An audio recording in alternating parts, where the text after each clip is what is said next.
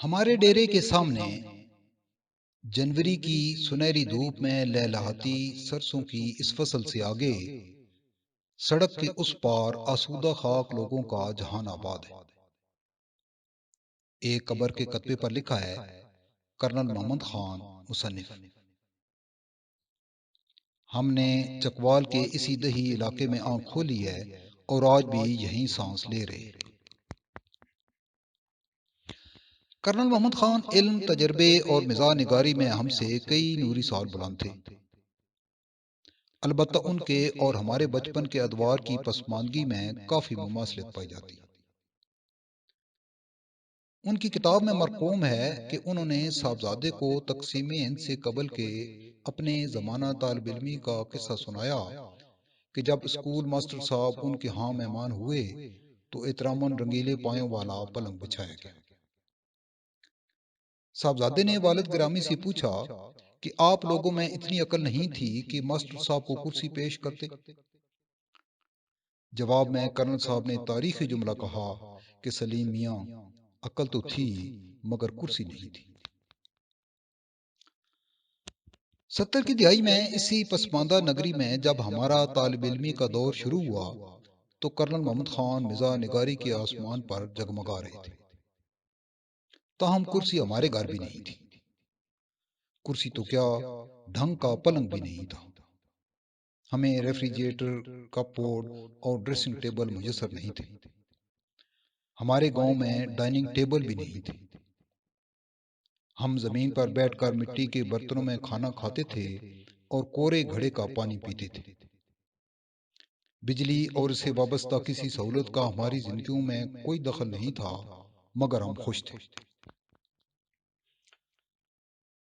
آپ سے کیا چھپانا، ہم بارانی، ان پڑھ، ان گھڑ، اجڑ، دنیا سے ناشنا اور سائنس اور ٹیکنالوجی سے بے بہرا اپنے گاؤں کے کنویں ہی کو کل دنیا سمجھتے تھے۔ ہمارے لیے یہی جھوک رنجن کی، یہی ہیر کا ڈیرا تھا۔ ہم گڑ کی چائے میں کیک رس ڈبو کر کھانے کو سب سے بڑی عیاشی کہتے تھے۔ شکر دوپہروں میں کھیت کے کنارے بیری کی گھنی چھاؤں میں روٹی، اچار اور لسی پر مشتمل کھانا تناول کرتے اسے پرتکلف لنچ خیال کرتے تھے۔ ہم اپنی ہل، پنجالی اور سہاگا کو جدید زرعی مشینری سمجھتے تھے۔ مغرب کے وقت گھر گھر تندور سے اٹھنے والے دھوئیں کی خوشبو ہمیں مسحور کن لگتی تھی۔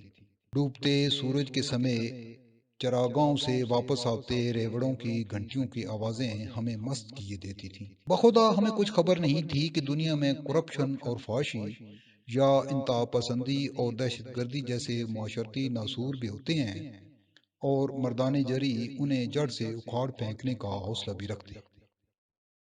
ہمیں دنیا کی ہوا بھی نہیں لگی تھی، مگر ہم خوش تھے۔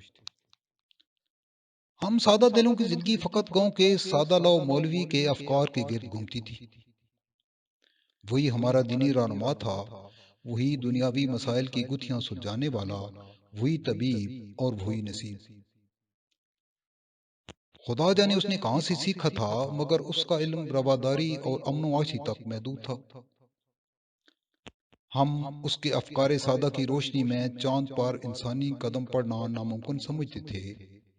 البتہ چاند پر چرخہ کاتی بڑھیا اور زمین کو اپنے سینگ پر اٹھانے والے بیل پر ہمارا یقین پختہ تھا۔ تب یہاں عقل و دانش کا سیلاب نہیں آیا تھا، مگر ہم خوش تھے۔ پھر وقت نے پلٹا کھایا اور روشنی نے ہمارے گاؤں کا رستہ دیکھ لیا۔ نوبت یہاں تک آ گئی ہے کہ اب ہمیں کرسیاں تو کیا، جدید transport, internet, smart phone, cable dish اور زراعت کی جدید ترین مشینری تک میسر ہے۔ ہمارا رابطہ ساری دنیا سے ہے۔ اب ہم ان پڑھ اور انگھڑ نہیں رہے۔ ہمارے پاس علم ہے، اپنے اپنے فرقے ہیں، اپنی اپنی جماعتیں ہیں، اپنے اپنے رہنما ہیں، اپنے اپنے حصے کے غدار ہیں، اپنے اپنے مشن ہیں۔ اب ہمیں ہر سہولت میسر ہے، مگر ہم خوش نہیں ہیں۔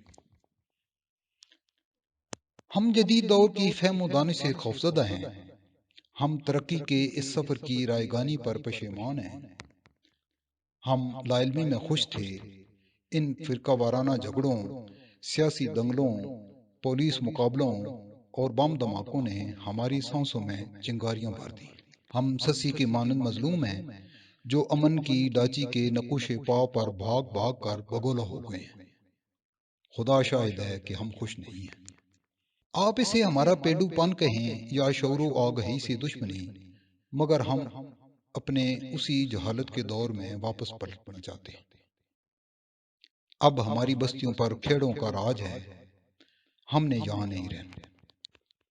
ہم نے جھوک رنجن کی جانا ہے، کرنل محمد خان کی اسی نگری میں جا بسنا ہے جہاں بارود کی بو نہیں، تندوروں سے اٹھنے والے دھوئیں کی مہک، جہاں گولیوں کی تڑتڑاہٹ نہیں، ریوڑوں کی گھنٹیوں کی مسور کن آوازیں، جہاں لاؤڈ سپیکر کا شور نہیں، چرخے کی دلفریب موسیقی، جہاں دشن و خنجر کی زبان بولتے ٹاک شوز نہیں، باہمی محبتوں کی صداؤں والی چوپالیں، جہاں کوئی دہشت گرد ہے نہ اس کی کمر توڑنے والا، جہاں کوئی انصاف کو ہماری دہلیز تک پہنچانے والا ہے نہ دن رات ہمارے مسائل پر کڑنے والے ہمدرد، جہاں کوئی ملک کی وسائل لوٹنے والا ہے نہ انہیں عبرت کا نشان بنانے والا، جہاں کوئی مقرر شعلہ بیان، کوئی ولول انگیز قیادت، کوئی ہمارا معیار زندگی بلند کرنے والا، کوئی زود فہم دانشور نہیں رہتا۔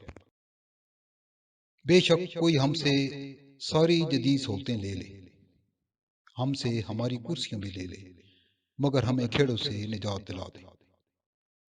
ہے کوئی ہماری فریاد سننے والا؟ ہم شاہ حسین کی طرح چاک کرے باں ہیں، جھوک رانجھن دی جانا، نال میرے کوئی چلے۔